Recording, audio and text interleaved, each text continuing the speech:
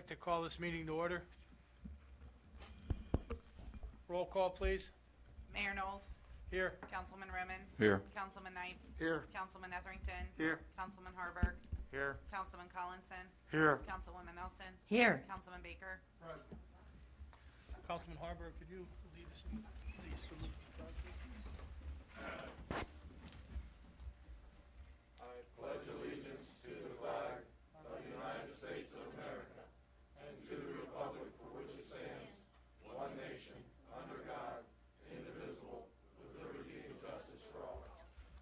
Remain standing for Reverend Vernon Cartwright. Father in heaven, this evening, we are so grateful for this privilege to call upon you today. We pray for your blessing upon this council meeting. I pray that each individual, each council member will receive wisdom from heaven. Whatever decision is made, let it be according to your will and to glorify your name. And we thank you, Lord, for your love, for your mercy, and your grace. And so tonight, we leave this meeting in your care, knowing that whatever is done, it will be to glorify your name. In Jesus' name, amen. Amen.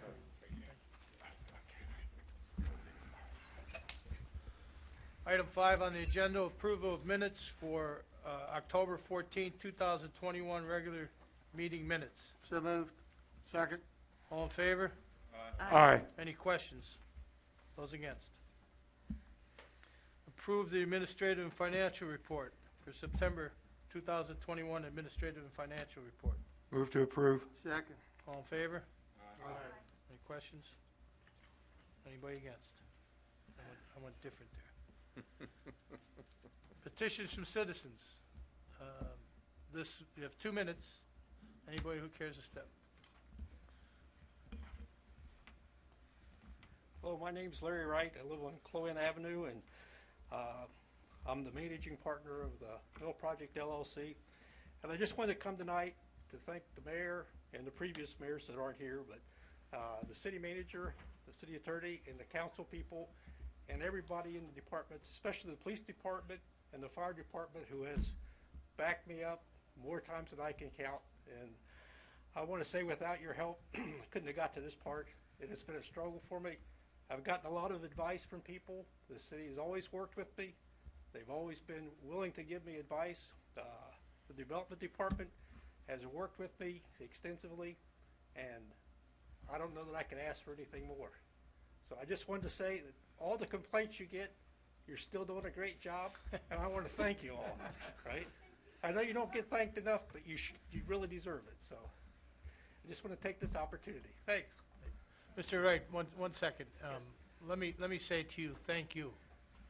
Thank you for staying in there for as long as you have to be able to have a project like this move forward. Because without you and the investment that you made in the beginning and the risk that you took to help this city of Martinsburg along, we wouldn't be sitting here today having some of the great successes and the things in the vision moving forward. So thank you so much from me as mayor, me as Kevin Knowles, a citizen, and I hopefully I could speak on behalf of all the council and the staff. So thank you. Thanks. Absolutely. Thank all you again. Thank you. Presentations at this time. Oh, I'm sorry, petitions from citizens. Anybody else? Well, it's nice to be able to get, I got thrown off when I was getting all the nice stuff. Yeah, that was wonderful.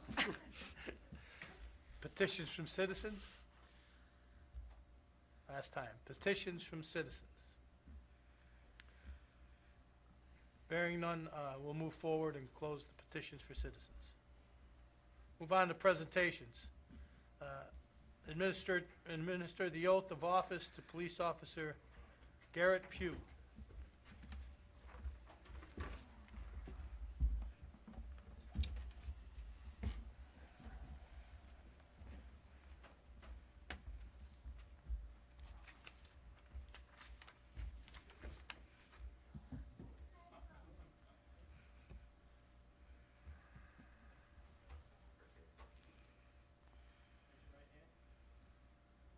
I state your name.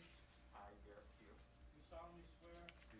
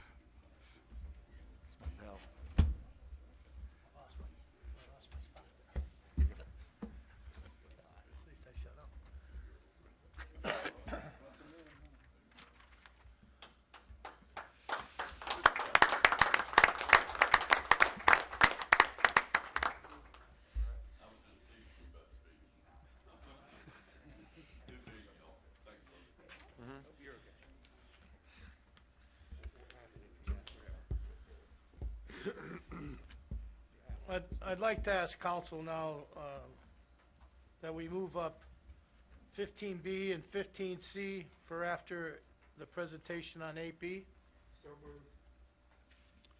Second. Any questions? All in favor? Okay. All right, presentation, Monument Companies, Inc., future plans for mill area. Mr. Chris Johnson. Seeing you a lot today, Chris.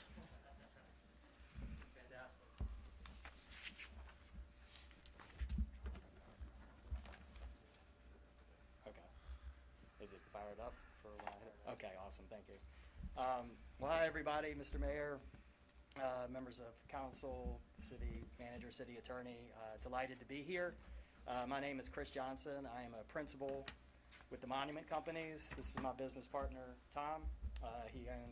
He's the other principal in our company. We're just really excited to be here and talk about what we think can be a really transformative project for the city of Martinsburg. We're just going to give a brief presentation to kind of talk about sort of where we are, some next steps, and what the phasing and so forth might look like. So let's see. So first of all, who are we? You know, I think when you look at a project of this size, it's important to know the qualifications of the folks that are taking on a project like this. We're founded in 1998. Tom went full-time 2001. I came on board full-time in 2002, so 20-plus years doing this. We're located in Richmond, Shockoe Slip, for those that are familiar with Richmond. It's right downtown in a historic neighborhood. We're a fully integrated real estate development firm. I think that makes us a little different from some folks. We have in-house design, development, construction, and management. It's all in-house. In fact, Tom was here interviewing a superintendent, an hour ago? Yeah. So we fully intend to handle this project fully in-house, utilizing lots of local labor, materials, and so forth. I think a lot of you know this, but we have deep expertise in historic tax credit projects. We're known nationally for that. We've done over 100 of these. There's a lot to them, particularly in deal structuring, the debt and equity and everything else, and following all the rules. And this is our first time doing a project in West Virginia, so we had to learn a lot of other rules. But everybody's just been super, super helpful, from the city, Secretary Carmichael, the Historic Resources folks have all been really helping us get up to speed and know what we're sort of getting ourselves into. And in terms of size, we have a little over 500 million in assets that we own and manage, and we're typically long-term holders. So about what we do, these are just a couple projects. We'll move through these quickly. The one on the left, that's the Hieronymus Building in downtown Roanoke. Finished that just a few years ago. That had been vacant for a long time, but that was a really neat, fun project. Mass General Store, I'm not sure if y'all have heard of them or not, but they're like a smaller REI. Ended up taking the whole first floor of the main building. We brought a lot of jobs to the city. And Roanoke was really happy with it. And the bottom right, that's actually a project that we're working on now in Spotsylvania County. Very similar to this project in size. It's phased. It's about a mile south of downtown Fredericksburg, and we are rocking and rolling through construction. Right now, we'll be delivering units late next summer, early next fall. That's kind of an idea of a rendering of a unit that we have, but that's sort of what you'll see in our projects, including this one. Sure. They're kind of urbanish, open. Definitely want to have a little workspace for people, because I think a lot of people might work from home and commute places. But that's sort of what our finishes look like. Very high end, granite, stainless steel appliances, the works. Top left is a project called Cary Street Station. That's in Richmond, Virginia, and that's actually, that was about 300 apartments. It was the first electric trolley system in the United States. And it had been vacant forever, graffiti, terrible, terrible, terrible. Now it's an awesome project right in the fan area. And then the bottom left is a project we just finished about a year ago. That's in Norfolk, Virginia. It was all peanut brittle factory.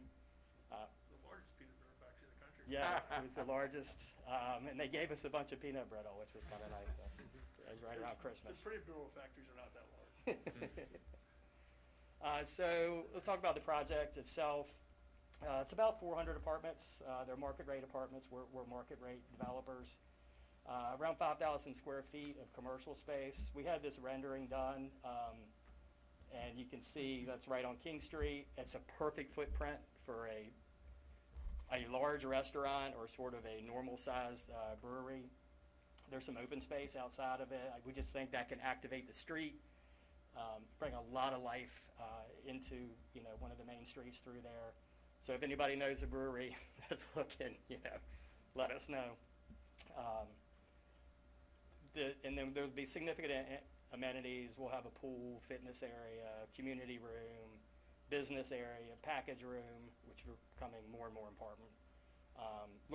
Large courtyards. You can kind of see, if you're familiar with the site, the site lends itself to have some sort of neat outdoor space.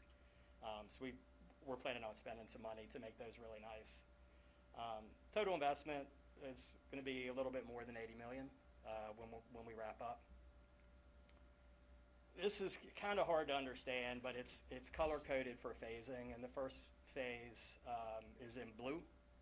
That's the largest phase. That's about 170 so apartments. Looks like it might be creeping up a little bit. That's about 185. Yeah, so we got some preliminary drawings earlier this week, and we got a few more units in there.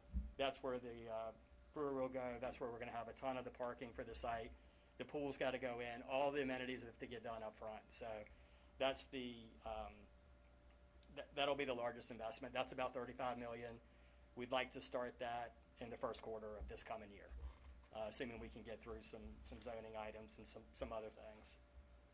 The second phase, we kind of jump across the street to the Perfection site. That's 109 apartments. We actually already have the drawings pretty much done for that one. That would probably start, so that we would hopefully finish the first phase in 2023. And then we would move to do the second phase probably in 2024, depending on how the lease up goes. The intent would be to just move through each project. So that's about a $20 million investment. We'd have to wrap that up in 2024. And then we do the rest of the Interwoven site, which is in green. It's a really cool building. It's attached by a bridge, but it's a really neat building, the big one there, and the power plant. That's about 118 apartments, $27 million investment, and we have a good bit of underground parking there, right, as well. Yeah, the whole basement will be underground parking. Yeah. So that was kind of nice. Whenever you can have that, that's nice to have. You may wonder, well, why are you skipping from Interwoven to Perfection and back to Interwoven? There's some pretty technical rules with the National Park Service or historic tax credit projects. And for financing reasons and technical reasons, there needs to be a 1-year break before we finish the first phase and do the second phase of a functionally related site, which those are. So it worked out perfect that we had the Perfection site, so we can go there, and then we can kind of obey all the rules and move through the project as quickly as possible. Let's see. That's an aerial perspective of the site. There's a lot of really, really cool buildings, and we think that it could just be absolutely fantastic. We couldn't be more excited to get going, and like I said, assuming we can move through the permitting and everything else, we plan on starting really soon. We got our pilots done. Thank everybody's help with that today, which was great because that's important to these projects. We've already filed for our historic tax credit applications for 2 of the 3 sites. So anyway, I can promise you we're moving. But anyway, we're just super excited, and Tom and I are here to answer any questions that any of you might have. Got a question. How many underground parking spots do you estimate? I think There we're will going to be. have around 70. That's preliminary because we still have to deal with some of the back of house services, electrical stuff. Anybody have any other questions? This is super exciting. Thank you. Yeah.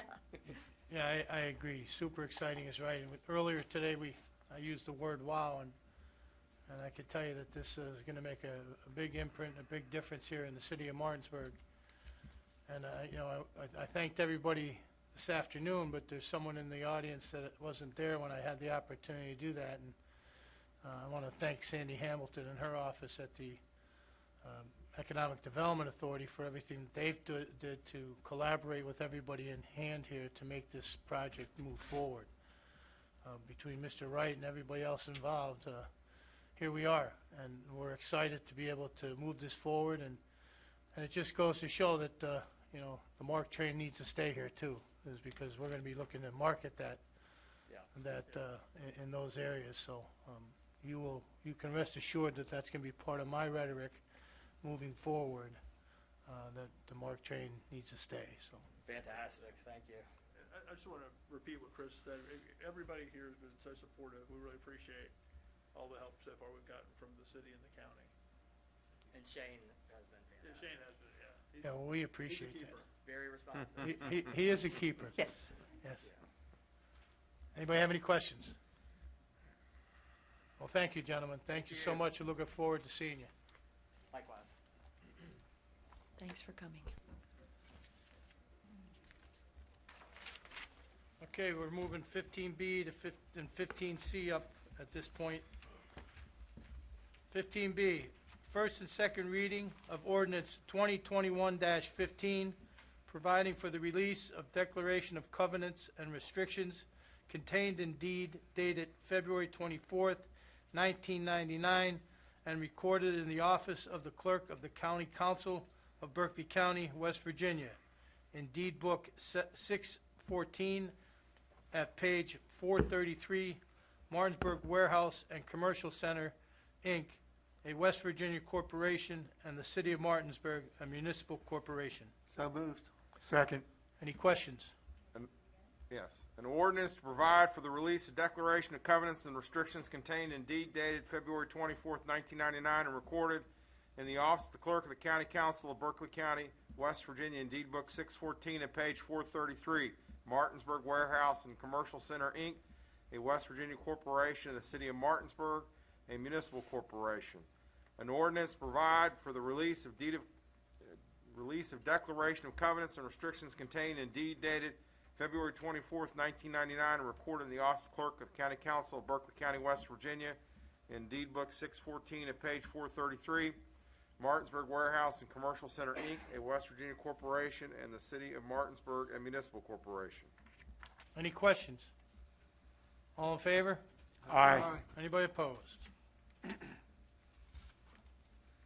15C, first and second reading of ordinance 2021-16. Do I need to read the whole thing? I can read it after that. By title only. By title only? So moved. Second. An ordinance to provide for perpetual aerial bridge easement to Monument Companies, Inc. on West John Street as specifically provided in the attached perpetual aerial bridge agreement as incorporated herein. An ordinance to provide for a perpetual aerial bridge easement to Monument Companies, Inc. on West John Street as specifically provided in the attached perpetual aerial bridge agreement as incorporated herein. Any questions? All in favor? Aye. Anybody opposed? There you go, gentlemen.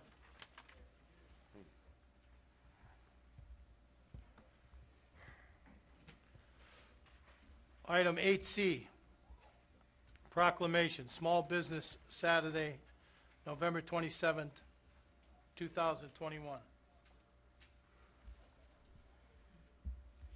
Anybody here? Oh, yeah, he is here. Robbie, would you like to step up, Robbie?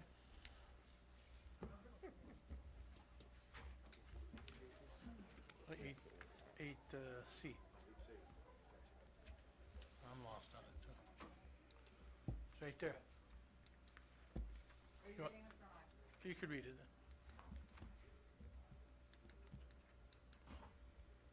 Ready? Sure. Small Business Saturday, November 27th, 2021. Whereas Martinsburg, West Virginia celebrates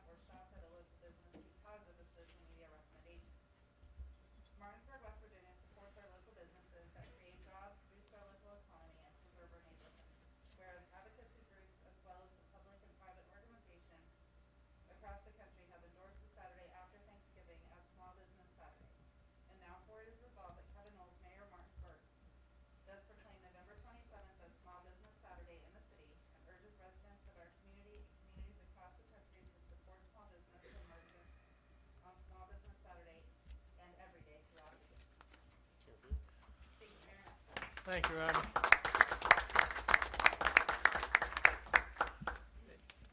Someone from Asian Garden here would like to come up to make comment on the ABCA zoning form for Asian Garden of West Virginia, 970 Foxcroft Avenue, upgrade of current license to allow for liquor sales.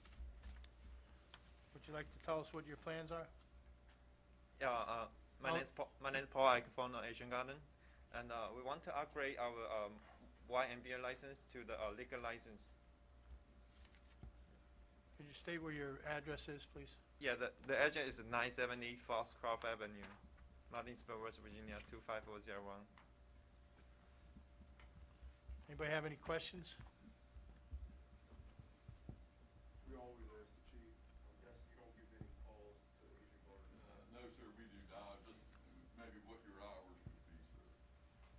The hour will be 11:30 to 10. I have no problem with that. We're really glad you're here in the community. Thank you. Need a motion to Motion and pass it on?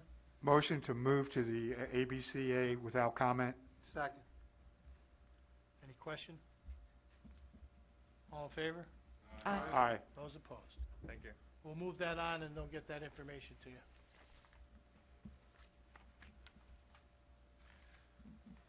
Receive and file reports 9A through 9H.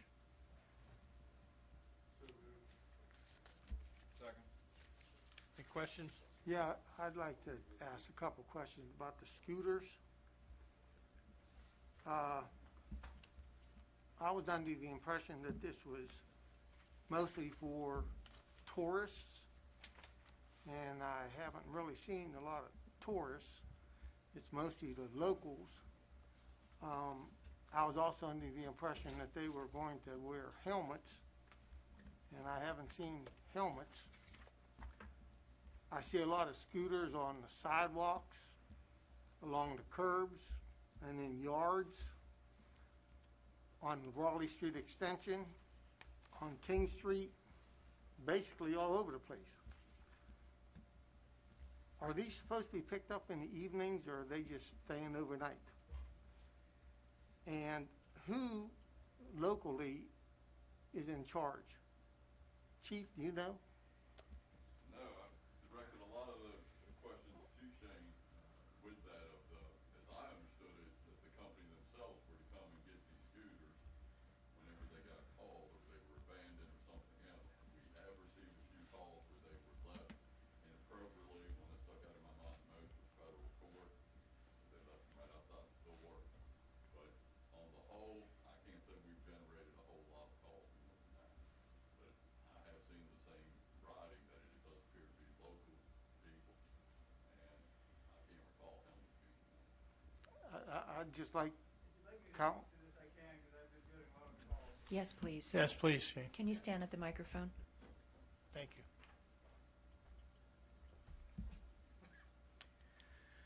So the intention was that this would be marketed to tourists as well as to everyone else, but it is fundamentally a transportation program. And the idea of it being a transportation program is that this means of conveyance for people who may not have cars or may choose to use this other form of transportation would be available, partly by having these accessible in places that people most like them. So if you saw in your report there, you have a heat map of where people most start and end their trips. And the way that works is that the scooters are actually there at the places where the trips start and end, which means that necessarily they are on some of our main commercial corridors. Now, we've tried to educate people, and I've worked back and forth with the local operators and with the Bird Corporation about ensuring that the messaging is better, and you might have seen that just in the past week, there's been a new set of hang tags put on there that give you very clear directions on how to contact. On every scooter, there is now a hang tag on how to contact the right people so that the calls are not coming to the chief. Frankly, since he sent them all to me, I got a little frustrated with it too and asked him to put those hang tags on there. And now I think that there's communication to the operators that are working on this. But we have a community where people are getting around 24/7, and we have businesses that are open early and late. If you notice on the heat map, many of the people that are using those are actually using them to get from their residential addresses to business locations where they work in the Foxcroft area. So if you see, there's actually a lot of that heat map that is on the back side of restaurants in the Foxcroft area. So there was an intention that this would be part of a tourist usage, and I think it still is and still will be in the future as we build more tourist destinations, and that's up to us to help grow.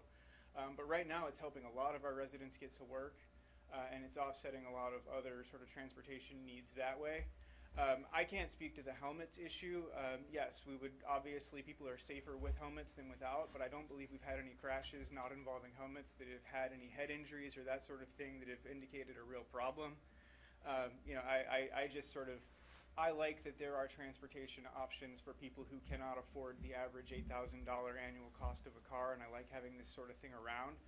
So I think it's been a positive sort of thing to have in the community.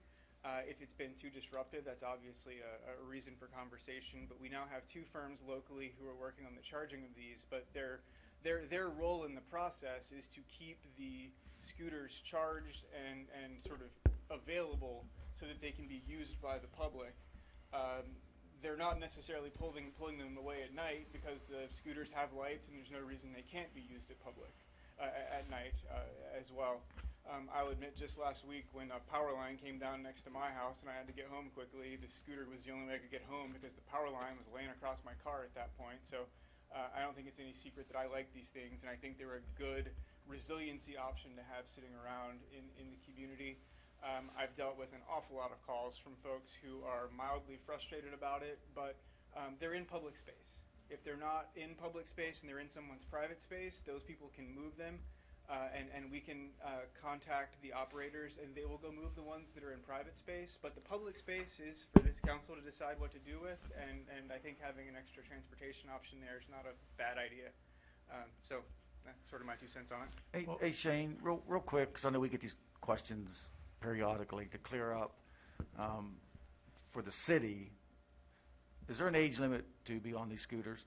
There is an age limit. I don't know exactly what it is, but you have to have uploaded your driver's license and your ID. So you got to at least be old enough to have a driver's license. I can't recall if it's 16 or 18, but there is. I think that was some of the early on complaints, particularly in the summer, that the ridership was well below 16 age, driving those things around like a bicycle. Yeah, there's a concern about that because kids do sort of, you know, they're attracted to it, right? Yeah. It's a fast, cool scooter to be there. That's really, you know, that's a contractual issue that the Bird folks have to work out with how their equipment is being operated, and I'm happy to try and relay that back to the company and work with it however we can. I don't think it's actually unlawful for kids to be on the scooters. I could be wrong about that, but if there's a communication issue that we need to have there, we've got very good communication with both operators and with the Bird Corporation. I think that's a good question for us to ask, just because of if they're not supposed to be, how are they getting on those? Whose card or license are they using? Someone's giving them I know, an ID. but for us as a city, when you have the younger folk riding those that aren't necessarily riding for the purposes you mentioned for transportation, it becomes an issue of sidewalks and streets and that liability of a child getting hit because they're zipping in and out. And I think we all saw that. So if we can help correct that, I think that was the major, when they first rolled out during summer, that ridership was up because of those kids scooting all day long. Yeah, that's true, and that's a fair point. I think we're going to see a big decrease in this, and I think our operators, just responding naturally to supply and demand, are going to take a lot of them off the streets as it get colder, because it's just not as much fun to ride around when it's 30 degrees as it is when it's 80 degrees. Well, I could tell you that when I was down at the Truck Fest, that all I heard was positives. You know, all I heard was positive from people that were coming into the downtown that were talking about how they used them and were able to get around a little quicker because the roads were a little bit tied up. So I think I've heard more and more positive stuff than I have any negative. I think that's the macro picture. Is it changes perspective, it changes perception of a community. The same way having a development like what Monument is, it changes the idea of what your downtown urban space is when it suddenly gets easier to walk around and people can live downtown, walk downtown, do errands downtown. So I'm also in favor of it, but I understand there are these concerns, and Councilman Retherton, I'm happy to take your concerns back to the Bird folks. Thank you, Shay. We have a first and we have a second. Any more questions? All in favor? Aye. Anybody opposed? Reports of council as a whole committee. We don't have any. Report of mayor.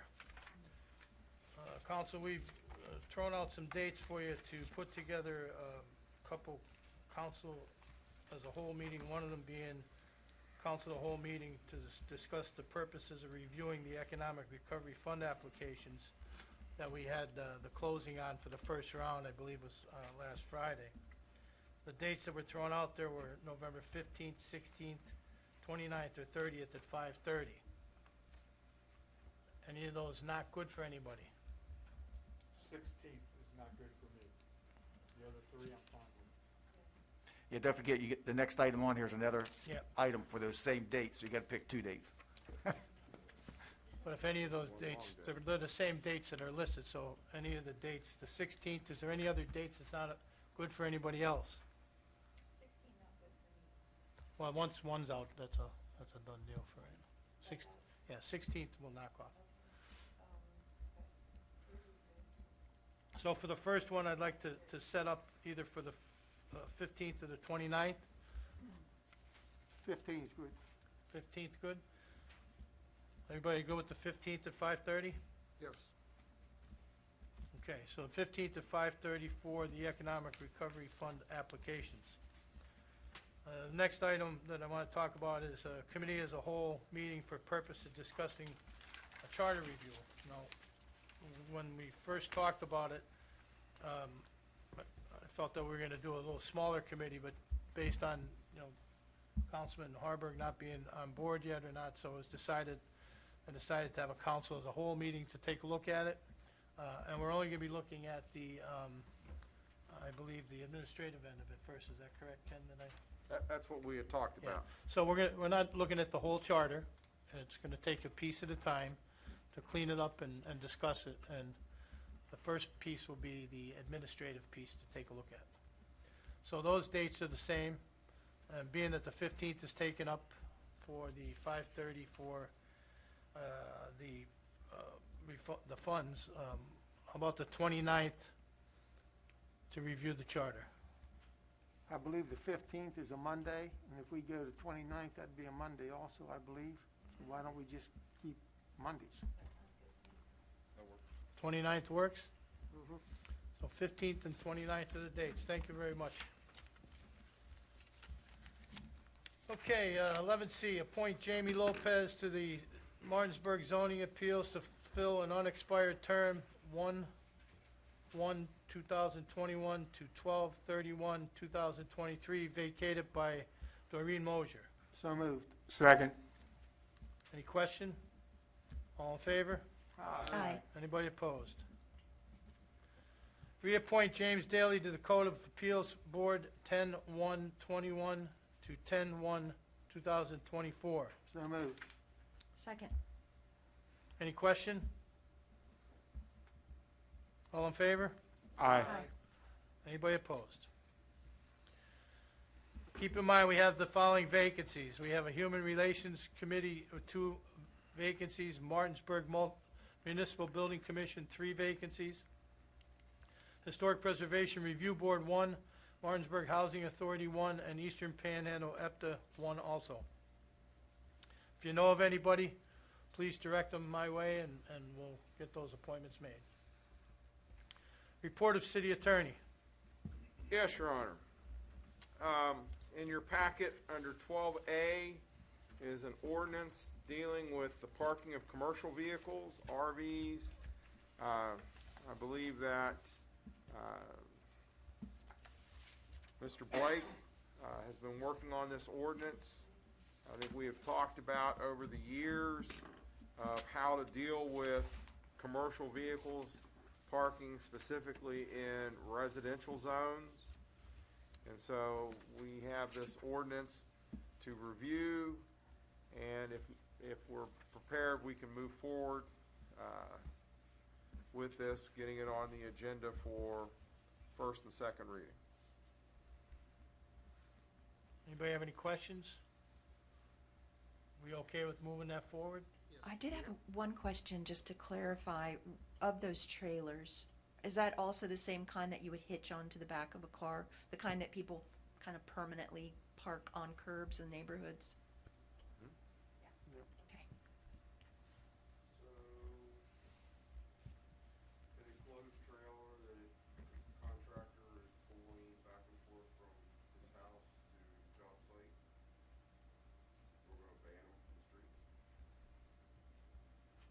hard times.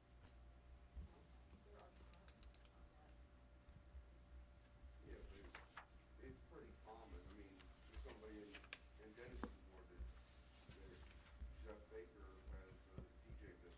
He has his enclosed trailer. That's where he keeps his DJ stuff. He tags it. Doesn't necessarily cause a huge issue in that neighborhood because there's not many houses on that part of, well, yeah, your house too, on John Street.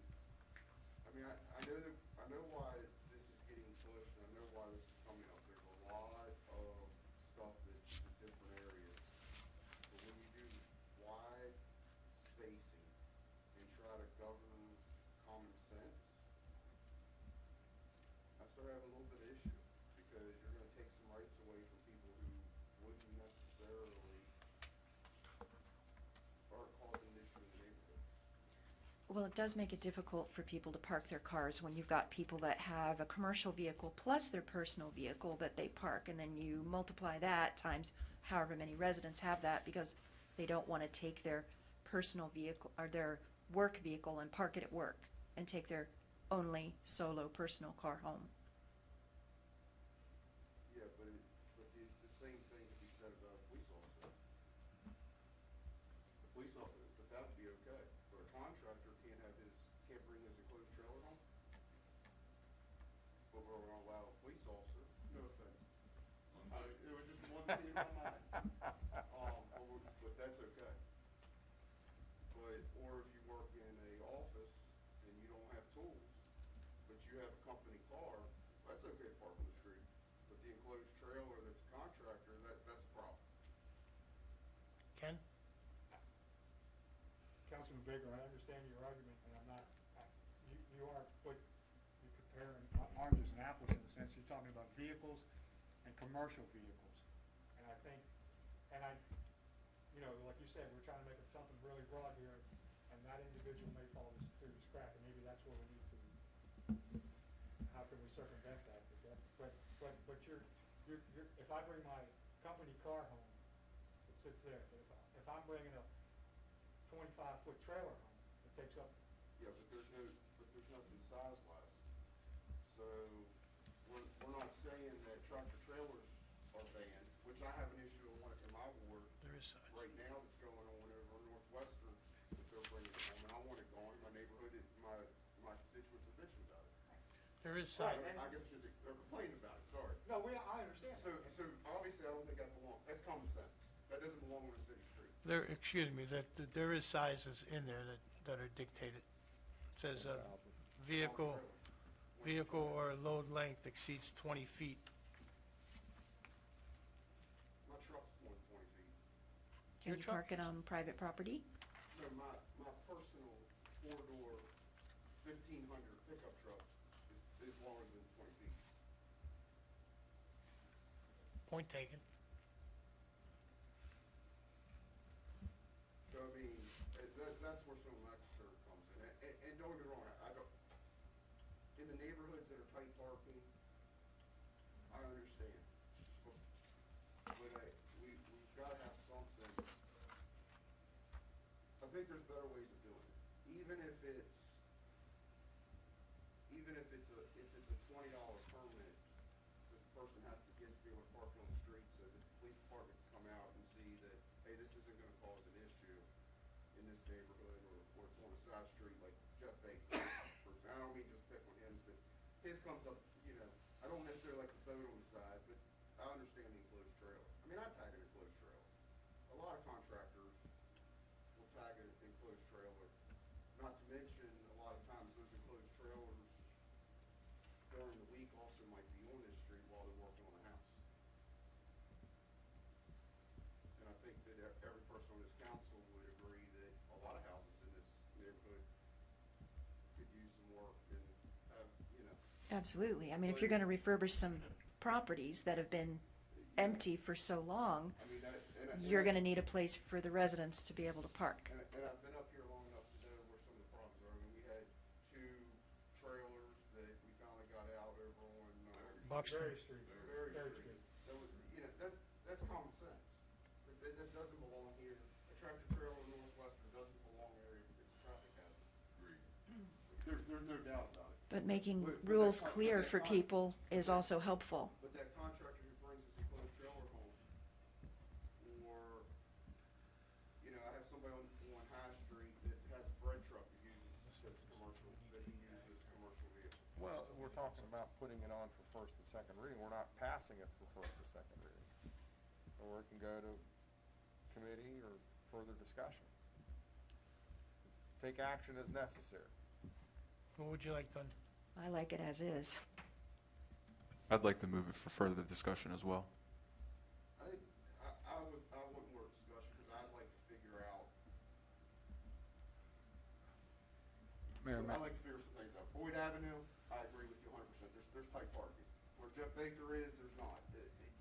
There's different areas in the city where it's more appropriate than others. It's just hard to pick and choose. A line has to be drawn somewhere. And you were Yes. talking about common sense. I mean, some people, believe it or not, don't have common sense. So. Or they'll say, I mean, how come he gets to park his car here and I One, don't one, get to one do at mine? one at a time, please. It just has to be, you gotta draw a line somewhere.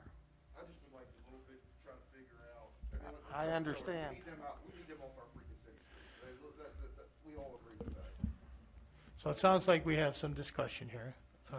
Councilman Collinson's been trying to get a word in. I'm going to let him have. Mayor, may I ask Mr. Blake if he can look at this again with the incentives of what Mr.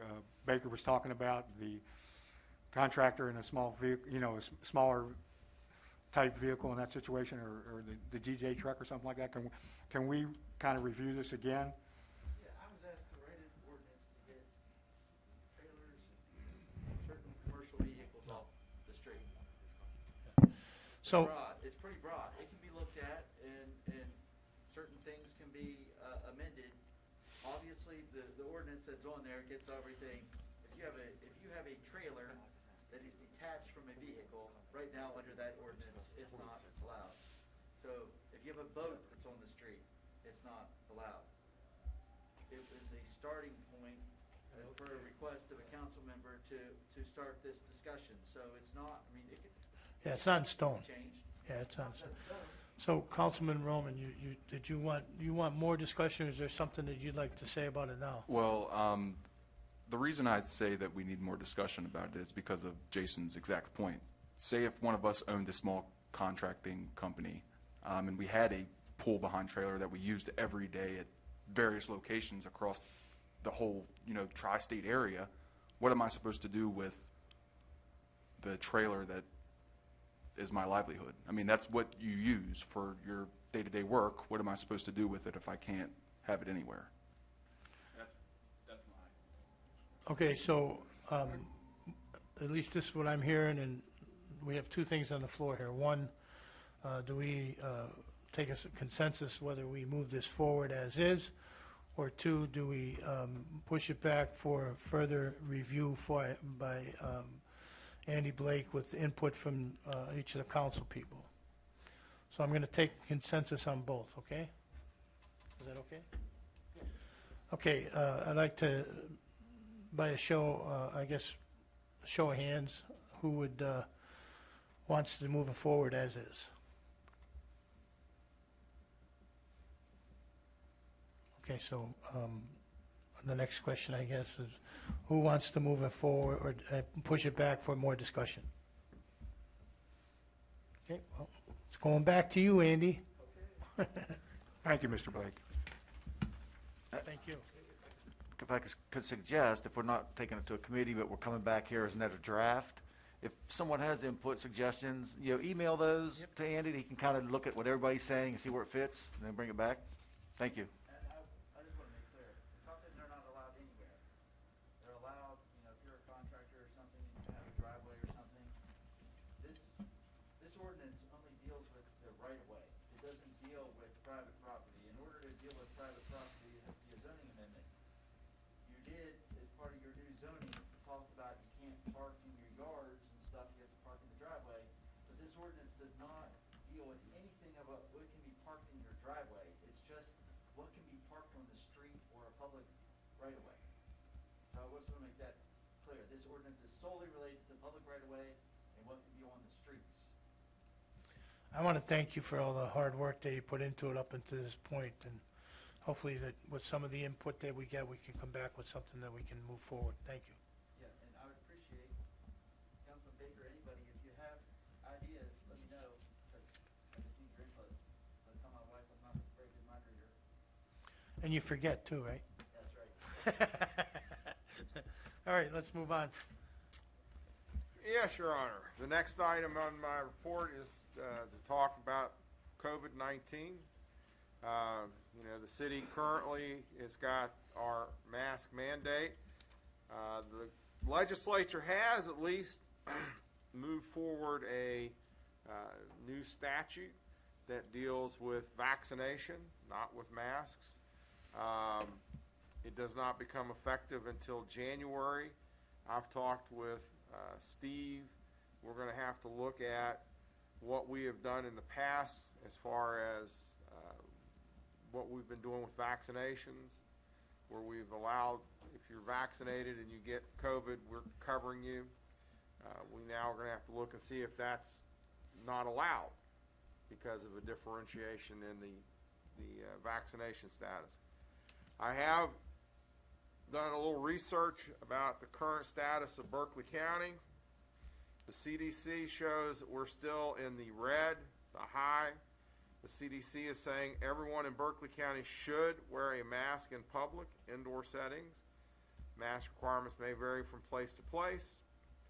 The latest data shows that there's 283 active cases. We have a positivity rate of a little less than 11%. And of the population over 12 years of age, 36.5% of us are vaccinated. And in the last week, there's been 31 new hospitalization admissions. The good news is, if you look at the 2-week study, we are down. We are now starting to see a downward trend over the 2-week versus the 7-day. So that's good news. But as far as City Hall, that is a call of council, the governing body.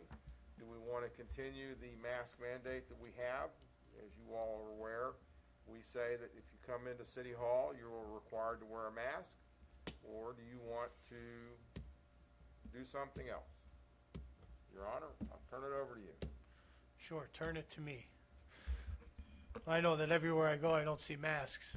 I watch a football game, I don't see masks. I watch events, I don't see masks. So I don't have a vote here, but it's all up to you. I mean, things are starting to turn downward a little bit.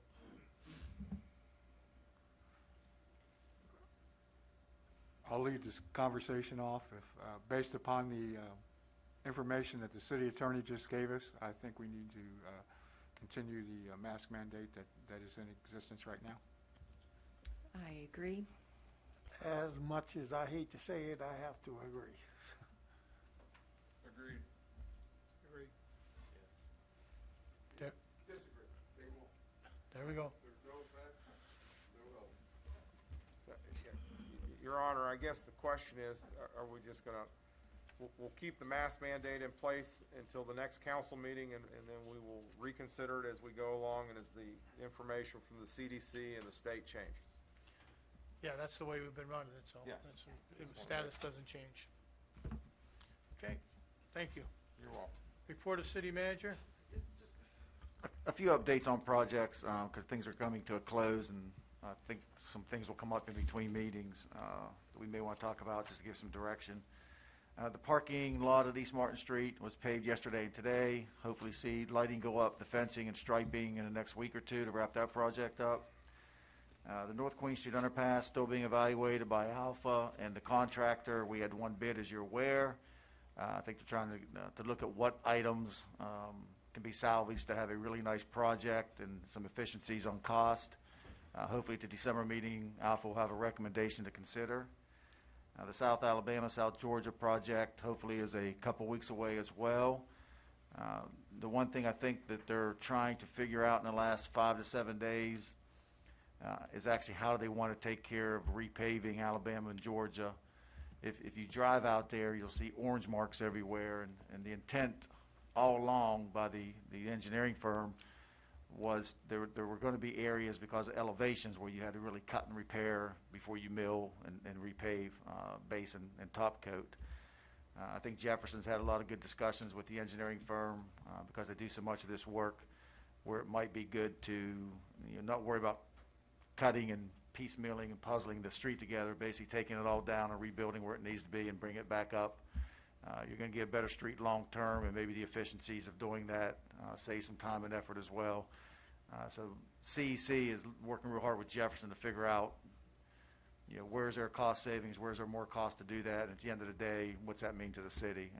So there may be coming an email in the next few days because of the weather and so forth as they're trying to figure that out. CEC was back doing some surveying Saturday to give Jefferson some more input, but nothing's been concluded as of today on that project. The water tank, hopefully the lettering can be done in nice weather before it turns. We have a few more days coming up. Paint's been ordered. That's the issue there, is getting the paint in. Hopefully that'll be in. I don't know what you're hearing, Jim, if it's in or not in, but. I've heard it's been procured. All right. Good. When it gets here. Good. Yeah, the trees have been cut at the fence line. You can see the tank a lot better. The property owner worked real well with the city and trimming trees down to the fence line there. And the other thing that's on the agenda later with that Red Hill tank, we'll talk about that. It's a liner issue of making a decision what to do there, and we have a recommendation. We'll talk about that later. Any other questions? Thank you. No, but great job on you guys' part for keeping up with all this moving forward. So I appreciate everything you and the staff have been doing.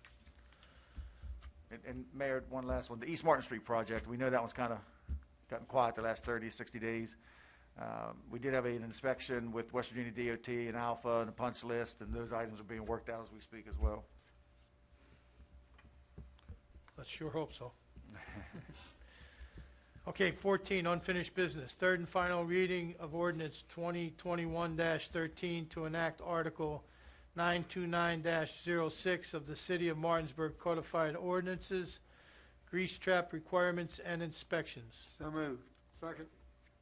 An ordinance to enact Article 361-15 prohibiting the, oops, I grabbed the wrong one. There it is. An ordinance to enact Article 929.06 of the City of Martinsburg Code, grease trap requirements and inspections.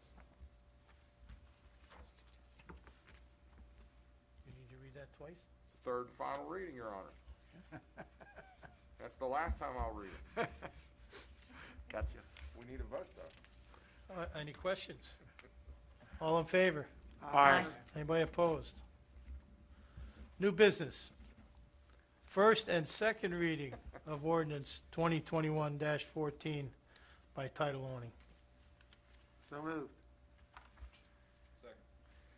An ordinance amending ordinance 2021-10, which established job descriptions for employees of the City of Martinsburg, West Virginia.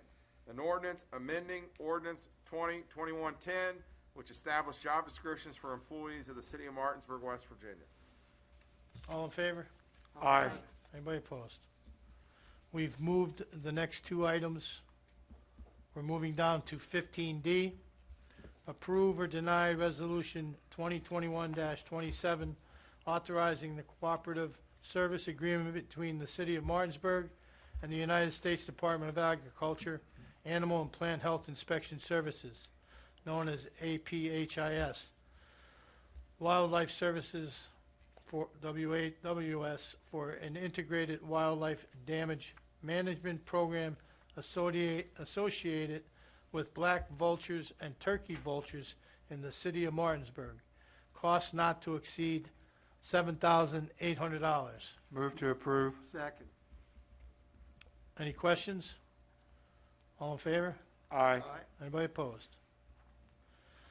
Approve Resolution 2021-28 authorizing the memorandum of understanding between the City of Martinsburg Fire and Police Departments, Berkeley County Sheriff's Department, West Virginia State Police Department, and Berkeley County Emergency Management Services, and the Berkeley County School System for the Handle with Care program. Move to approve. Second. Any questions? All in favor? Aye. Aye. Anybody against?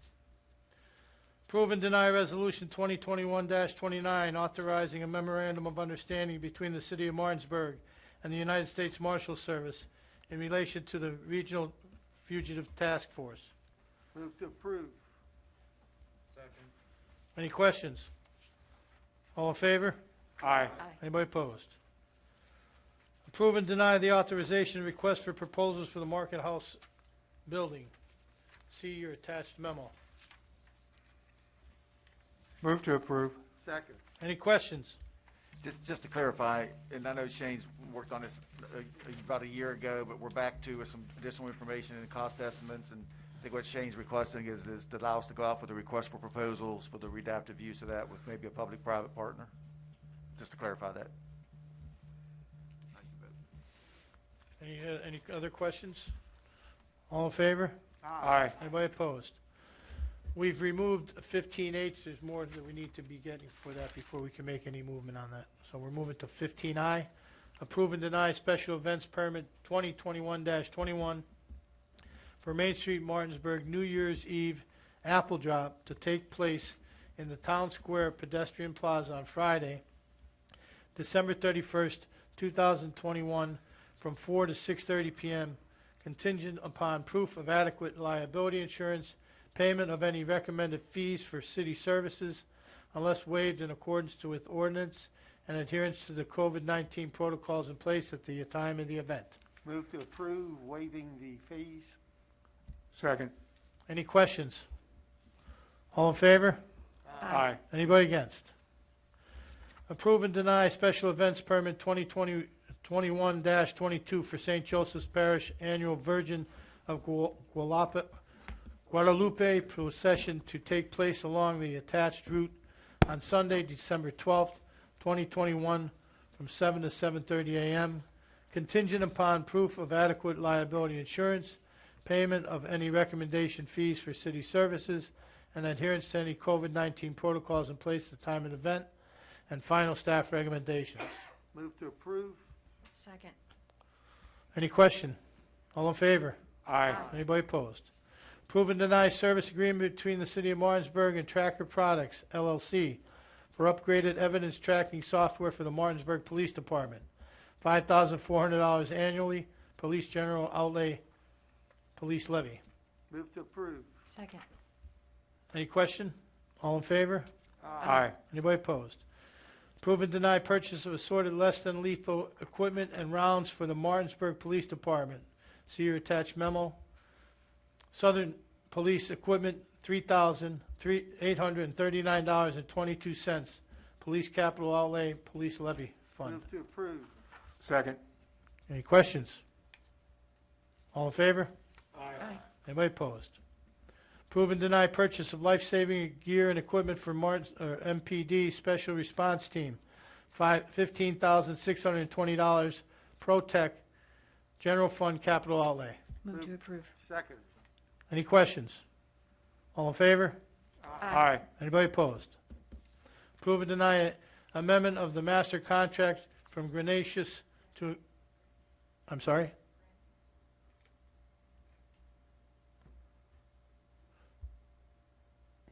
From, Granicus, is that how it's said? I believe so. Okay, I apologize. Approve and deny amendment to master contract with Granicus to include government QA software as a service for records request management, $6,000 annually, previously budgeted. Move to approve. Second. Any questions? Except for the spelling? Or it says vernacular, I should say. All right, all in favor? Aye.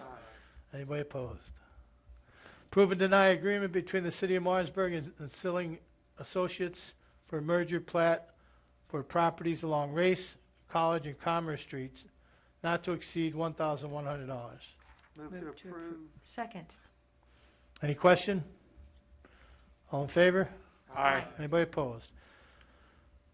Approve and deny purchase of hardware software for the City of Martinsburg Parking Authority, $9,800 annually. Option 2, United Public Safety. Move to approve. Second. Any questions? All in favor? Aye. Anybody opposed? Approve and deny recommendations for landscaping and flower basket program services, R&L Landscape, $47,400. Move to approve.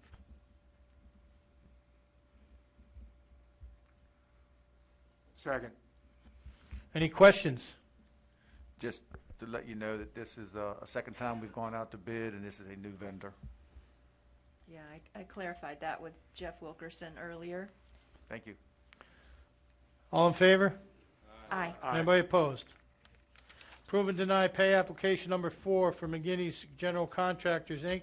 for East Martin Street Parking Lot Improvement Project, $36,106. Move to approve. Second. Any question? All in favor? Aye. Signify by saying aye. Those opposed. I must be getting late. All right, we're taking off 15S, 15T, 15U. We still have to get some more information on that. We're down to 15V. Approve and deny change order number 1 between the City of Martinsburg and replacement of the Red Hill water tank liner. You got a number? Yeah, we just got this information late today, another one of those ongoing discussions that takes time to work through the numbers. Not sure if it'll be a change order or a change in scope to the project per se. As I mentioned last month, the original engineering inspection from a year or two ago indicated that they did not feel the interior liner needed any repairs or upgrades. Since that tank has been taken down and now the contractor's been in there for 2 months, and have a chance to get in there and really look at it. They've indicated there's some issues that need to be addressed in there. So you got the option 1, 2, and 3 of what you can do. I'm going to start off with option 1. This is a spray-in coating of the liner. It's a spray-in, it's almost like a plastic covering coating that they also paint. The bottom line is it's the most expensive at $418,312. Still to be negotiated, with some cost to be reduced possibly. The advantage is they can start immediately. That product's available to get it here, to get that tank back up and running in place. Obviously, it's the most costly, but it's also the most durable product that has a long-term lasting effect for the next 25, 30 years as the way it is now. There's cracking in there. There's some bolting and cutting has to be done. And I think the fear is that if you don't do this liner correctly, that could continue to happen and have leaks on the outside of that concrete tank. The next option is to spray in rather than doing the coating liner, and you're at between $338,000 and $261 based on the milling of the actually interior coating, $40-60. And then the least expensive, you want to spend $25,000, you can patch, paint, and repair, and hopefully it lasts 5 to 10 more years and not have any issues with the tank. I think the recommendation of the engineering firm, it's down.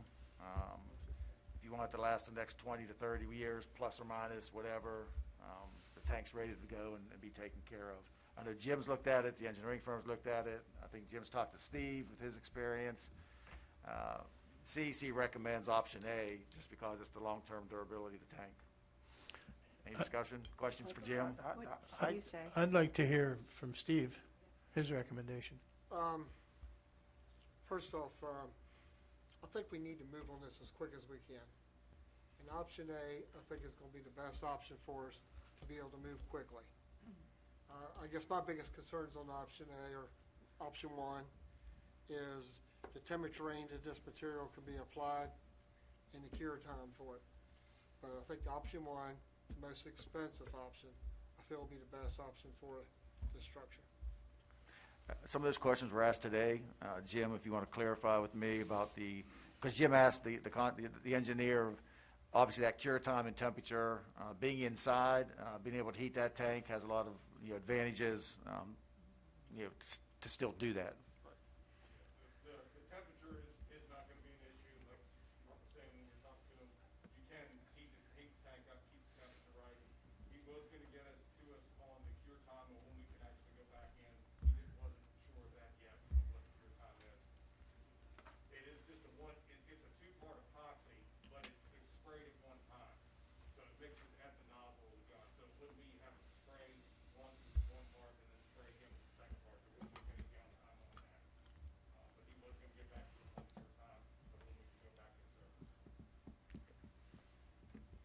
Any other questions? Do we have an option that we want to pick? We have a Well- recommendation of, My mother said, you don't half-ass something. So option one is what I'm suggesting. do we need a vote or a consensus? I don't believe we need a vote. So I would need something like that in a Councilman, motion. Evans, that's your motion? I'd make the motion to approve option A at the proposed cost of $418,312 with continued negotiations with the vendor Is that your moved. motion, Dennis? So moved. to yes. reduce that cost. That's my mother's motion, too. Second.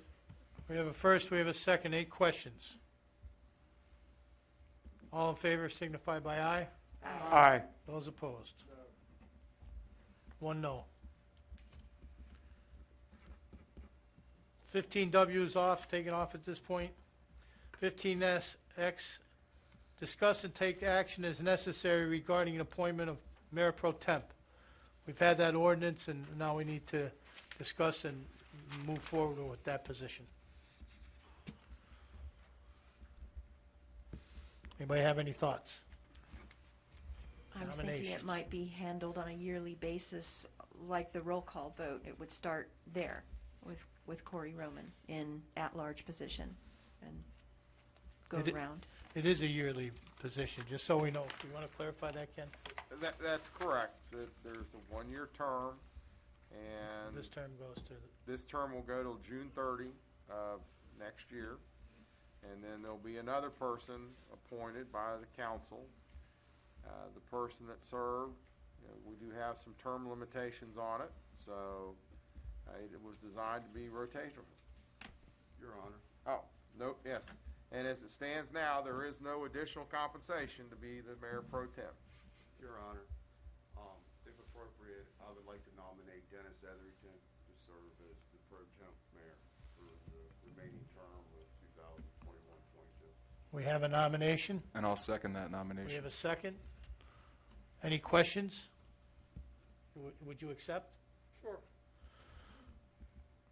All those in favor signify by aye. Aye. Those opposed? There you go. I need a motion to go into executive session for legal, is it legal and real estate? I believe so. So moved. Second.